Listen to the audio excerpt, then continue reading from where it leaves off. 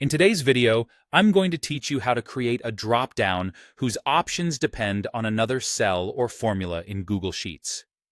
This is a fantastic way to enhance the interactivity of your spreadsheets, making them more dynamic and responsive to user input. Whether you're organizing data for a project, managing an inventory, or planning meals, dependent drop-downs can streamline your workflow and improve efficiency. Let's dive into the steps to set this up. First, you'll want to set up your data properly. Imagine you have two drop-downs. The first one allows you to select a category, such as fruit or vegetable, and based on that selection, the second drop-down will display only the items within that chosen category. To start, create a table of categories and their corresponding items on a separate sheet or somewhere out of view in your existing sheet. For instance, under Category, you might list Fruit, and under Items, write Apple, Banana, Orange. Next to Vegetable, you would list Carrot, Broccoli, Spinach. Once your data is organized, consider using named ranges for your item lists. While this step is optional, it's highly recommended as it can simplify the process. For example, you could name your range of fruits as Fruit Items and your range of vegetables as Vegetable Items. Many guides highlight this technique to help you easily manage and reference your data.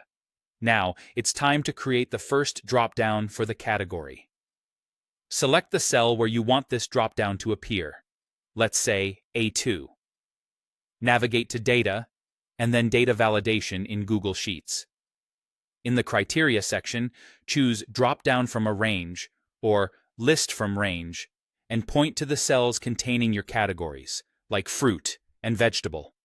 Decide if you want to reject any inputs that aren't part of your list, which can prevent errors. After configuring these settings, click Done, and your category drop-down is ready to use.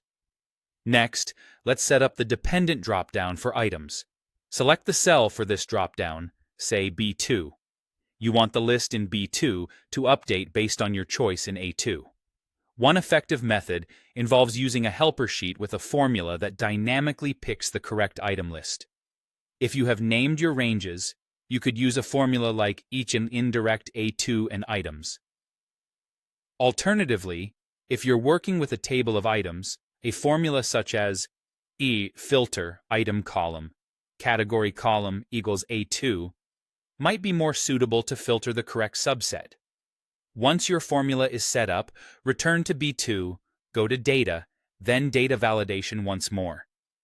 Choose Drop-down from a range, and in the Range field, enter the range where your helper formula outputs the result.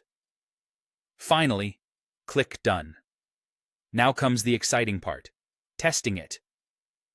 Change the selection in A2, perhaps from Fruit to Vegetable, and watch as the options in your B2 drop-down adjust automatically.